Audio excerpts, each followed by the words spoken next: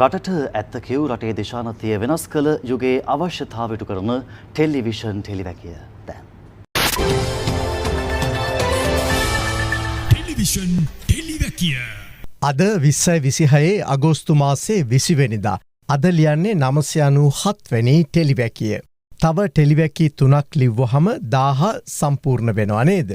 සාමාන්‍යයෙන් මේ රටේදී නම් ආයේ මේ කපේකට ජනතා ඡන්දයකින් බලය ගන්නට බැරි උන්දලා ගැන ඇත්තටම ටෙලිවැකියක් ලියන එක එයා ටයිම් එක අපරාධයක් කියලා මම දන්නවා. හොඳේ. නමුත් ඉතින් ඉඳලා හිටලවත් නේද? සිනා සවිරක අපිව ගිල්වන කතාවක් ඇහුනම ඒක එහෙම නිකන් අතෑරලා යන්නටත් හිතෙන්නේ නෑ අප්පා නේද? ඔව් ඊයේ පෙරේදා දවසක අර අපේ හිටපු 8 වන ජනපති ඒ කියන්නේ රනිල් වික්‍රමසිංහගෙන් හරි විනෝදාත්මක කතාවක් ඇහුණා. හොඳේ ඒක ඉස්සෙල්ලා අහලා ඉන්නකෝ. අපිට 2028 වෙනකන් කල් දුන්නා අපේ මුදල් හොයාගෙන ආපහු ණය ගෙවන්න කියලා. දැන්ට තියෙන්නේ 6යි. ඉතින් අපිට තියෙනවා 2026 ඉඳන් 2028 වෙනකොට ඩොලර් බිලියන 14කට යන්න. ඒ කියන්නේ ඩොලර් බිලියන 8ක් හොයන්න තියෙනවා. ඉතින් මතක තියාගන්න මේ යුද්ධ දෙක ඉවර වුණාට තව යුද්ධයක් එනවා. මං ඉතින් ගෙනල්ලා තියෙන සුභාරංචි නෙමෙයි. කොහොම හරි හැම වෙලේම මං ගෙන්න අසුභාරංචි. දැන් 2028 දී තමයිලු නියම යුද්ධේ පටන් ගන්නෙ. හරිද? එයා කියන්නේම අසුභ කතාලු. විදේශ සංචිත තියෙන්නේ ඇමරිකානු ඩොලර් බිලියන 6ක් විතරලු. එතකොට 2028 දී ඩොලර් බිලියන 14ක් දක්වා මේ විදේශ සංචිත වැඩි කරගෙන තියෙන්න ඕනෙලු.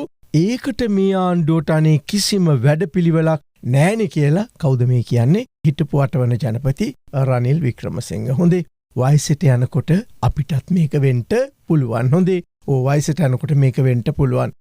අද මගේ තාත්තා ජීවිතුන් අතර නැහැ. අවුරුදු 79ක් විතර හිටියා. මේ තේ එකක් බීලා හැරෙන තැපෑලෙන් අනිත් පැත්තට කියනවා අනේ පුතේ අද දවසටම තේ එකක් බිව්වේ නෑනේ කියලා. හරිද?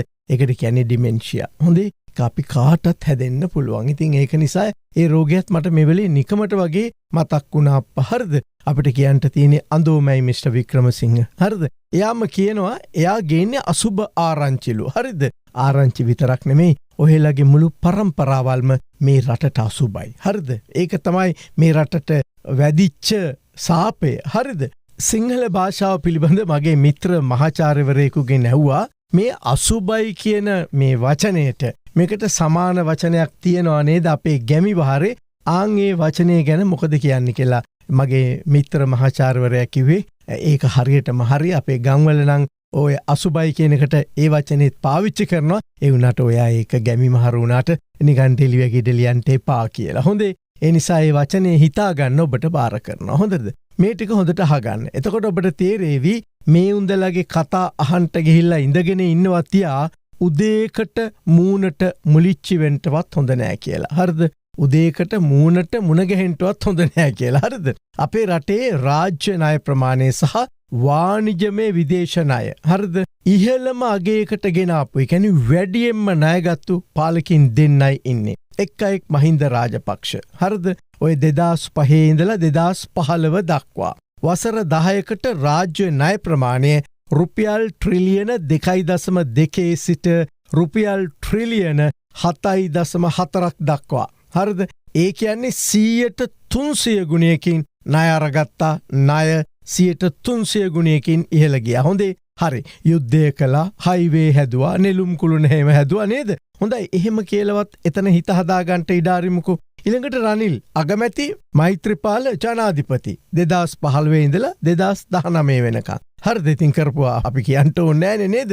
වැඩියෙන්ම ස්වෛරී බැඳුම් කර ISBS හරහා ණයගත් උන්දලා 2015 2019 වෙනකන් ඩොලර් බිලියන 12කට අධික මතක තියාගන්න ඩොලර් බිලියන 12කට අධික ජාත්‍යන්තර ස්වෛරී බැඳුම් කර අරගත්ත. ඒ කියන්නේ ගිනි පොලියට ණය ගත්තා. හරිද?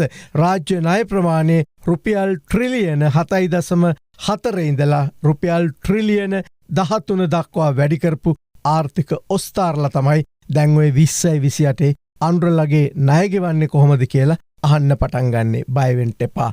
අනුර ජනපතිටත් ණය ගන්නට වෙනවා. උන්දත් ණය ගනිවි. හැබැයි කජු කන්ට තහනම්. එයිට කජු කන්ට තහනම් සීයේ. හොඳේ. අපේ සල්ලි වලින් රට සැප ගන්නටත් එයිට තහනම්. හරිද? එයයි ණය අරගෙන කජු කනවා ණය අරගෙන රට සැපගන්නවා කියලා දැනිච්ච දවසට මේ රටේ ජනතාව ඒගොල්ලන්වත් පරාජය කරාවේ. එනිසා කලබල වෙන්න එපා. හොඳේ ඊළඟට ගෝඨාභය 2019 ඉඳලා 2022 වන විට රාජ්‍ය ණය ප්‍රමාණය රුපියල් ට්‍රිලියන 13 ඉඳලා 17.5 දක්වා ගිහිල්ලා ණයත් ගෙවා ගන්නට බැරුව නේද? අන්තිමට මේ පැනලා ගියා. හරිද? මං හිතන්නෙම මේ පෝර නැව්වලටයි ඒවට ගෙවන්න වෙන්න ඇති. හරිය? ඕක තමයි ඇත්ත.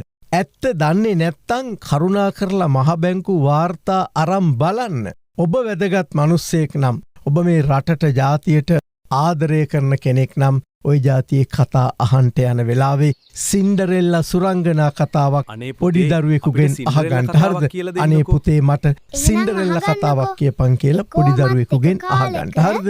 මම මේ ටෙලිවැකි ආරම්භ කළ කාලේ මේ ආර්ථික ඔස්තාර්ලව හඳුන්වන්නට අලුත් වචන 3ක් අපේ සිංහල ශබ්දකෝෂයට එක් කළා. ඔබට මතක ඇති ඒ වචන. එකක් තමයි විකොනොමික්ස්. දෙවැනි වචනේ තමයි බෙගොනොමික්ස්. තුන්වෙනි වචනේ තමයි හොරොනොමික්ස්. විකොනොමික්ස් කිව්වේ රාජ්‍ය සම්පත් හෝ දේපල විකුණන් කාපු නිසා.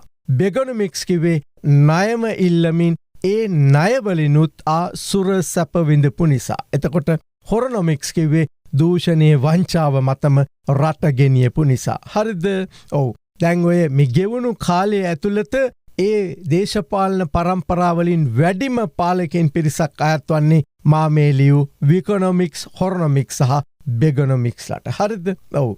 ඇත්තටම වෙලා තිබුණොත් හෙට ලියන්නම් ඔය හම්බන්තොට වරායට ණය අරගෙන හදපු හම්බන්තොට වරායට ඒක හැදුවා මහින්ද. ඒක අවුරුදු 99කට බදු දුන්නා. ඉතින් 99ක් කවුදනේ ඕක දිහා බලන් ඉන්නේ වික්ක කියලා හිත හදාගන්න. හරිද?